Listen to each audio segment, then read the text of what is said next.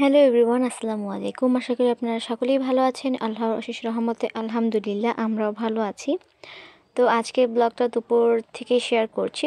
তো দুপুরে আজকে মাছ, ডাল আর শাক ভাজি করা হয়েছে।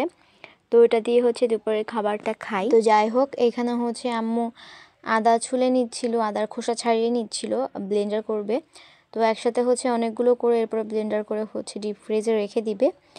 তো সবগুলো এখানে করবে না, কিছুটা করবে আর কিছুটা কেটে এরপরে ডিপ ফ্রিজে রেখে দিবে, পরে ব্লেন্ডার করে করবে। এর সাথে পেঁয়াজ, জিরা, এরপরে রসুন সব কিছুই একেবারে ব্লেন্ডার করে নিবে। আশা করি আমার আজকের এই ভিডিওটা ভালো লেগেছে। ভিডিওটা যদি ভালো লাগে তাহলে অবশ্যই একটা লাইক দিয়ে এরকম আরও ভিডিও পেতে ভিডিওটা ইউটিউব থেকে দেখে থাকলে প্লিজ আমার চ্যানেলটাকে সাবস্ক্রাইব করে পাশে থাকা বেল বাটনটি অন করে দিবেন। এতে করে যখনই আমি কোনো ভিডিও আপলোড করব তখনই কিন্তু আপনাদের কাছে নোটিফিকেশন চলে যাবে। আর যদি ভিডিওটা ফেসবুক থেকে দেখে থাকেন তাহলে প্লিজ আমার পেজটাকে ফলো দিয়ে পাশে থাকবেন।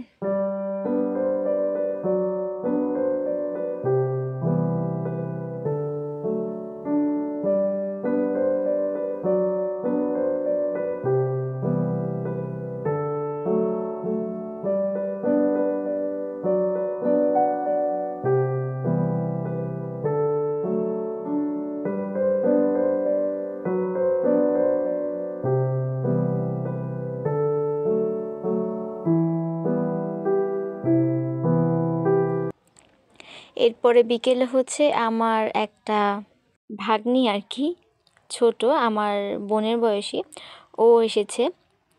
ওর সাথে তো আমার ভাইয়া আর আমার বোন মানে ফাইজা, ওরা দুজন অনেক বেশি খেলা করছিল। আর ও ওদের সাথে খেলা করছিল, মানে তিনজনই খুব ফ্রেন্ডলি হয়ে গিয়েছিল। তো ওরা কিন্তু অনেকক্ষণ ধরে খেলা করেছে, একটু ঝগড়া কিছুই না করে, মানে আর কি ওরা অনেক বেশি ফ্রেন্ডলি হয়ে খেলাধুলো করছিল। একজন গাড়িতে উঠছিল আর একজন ধাক্কা দিচ্ছিল, এইভাবেই মানে একজন গাড়িতে বসেছে আর একজন ধাক্কা দিয়েছে, এইভাবেই ওরা মানে আর কি খেলে।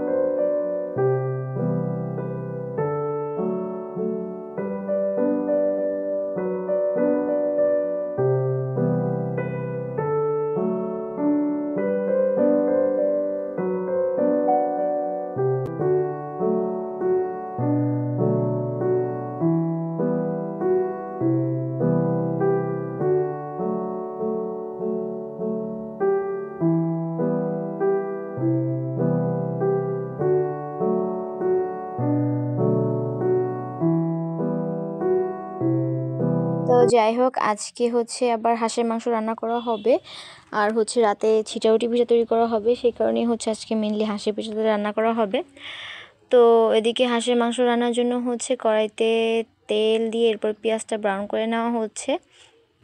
তো পেঁয়াজটা যখন ব্রাউন হয়ে যাবে তখন এখানে সব ধরনের বাটা মশলা দিয়ে দিবে, আর এখানে হলুদ মরিচের গুঁড়া, লবণ দিয়ে একটু জয়ফল বাটাও দিয়েছিল যাতে মাংসটা নাকি তাড়াতাড়ি সিদ্ধ হয়, এই কারণে জয়ফল বাটা দিয়েছিল। তো এরপরে মশলাটাকে ভালো করে কষিয়ে নিবে। আর এরপরে হচ্ছে এখানে হাঁসের মাংস দিয়ে মশলার সাথে ভালো করে মিশিয়ে নিবে। আর এরপরে হচ্ছে যখন এটা হয়ে যাবে তখন এটাকে নামিয়ে ফেলবে।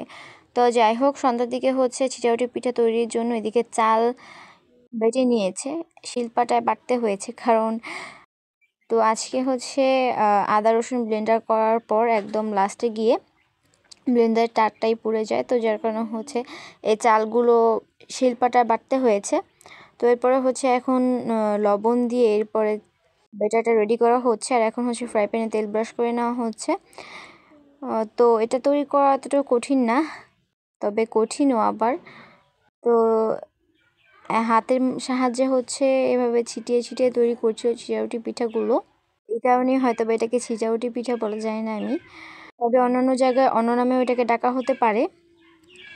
তো এভাবে হচ্ছে দাদু সবগুলো পিঠা তৈরি করছিল।